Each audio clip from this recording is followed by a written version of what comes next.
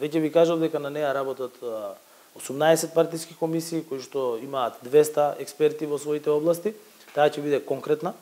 Таа ќе значи продолжување на зголемувањето на минималната плата.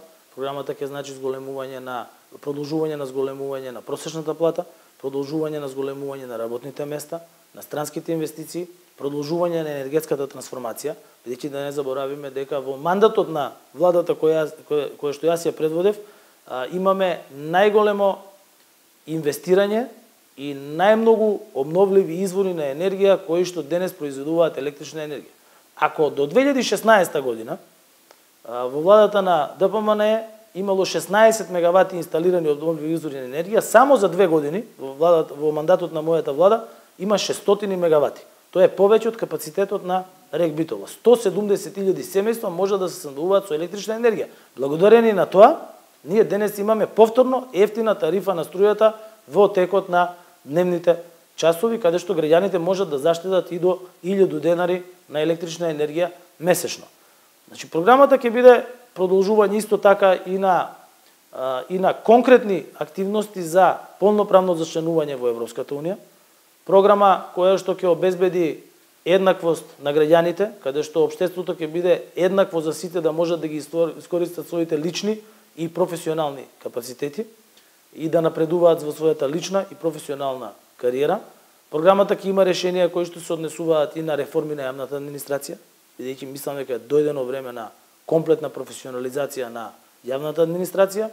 Сметам дека времето на балансери, времето на тоа дека кога етничка припадност беше професија е завршено, бидејќи граѓаните очекуваат врвни услуги. Ние денес живееме во време кога се дојдени нови генерации кои што сакаат брзо и веднаш решавање на нивните проблеми и на услугите кои што ги бараат од државните институции.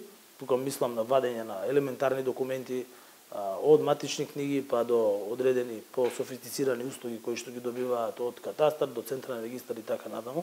Процес на дигитализација, бидејќи тоа е процес кој што обезбедува ефикасност, процес кој што го намалува човечкиот фактор и процес кој што ја намалува корупцијата, унапредување на владењето на правото, во делот на независноста на судството, меѓутоа и на отчетноста и на судството и на обвинителството, и секако програма која што ќе значи Македонија, земја членка на Европска унија до 2030 година, завршување на преговорите до 2028 година и процес на ратификација од 2028 до 2030 година и да имаме, како што државата стана земја членка на НАТО, да стане земја членка и на Европската унија.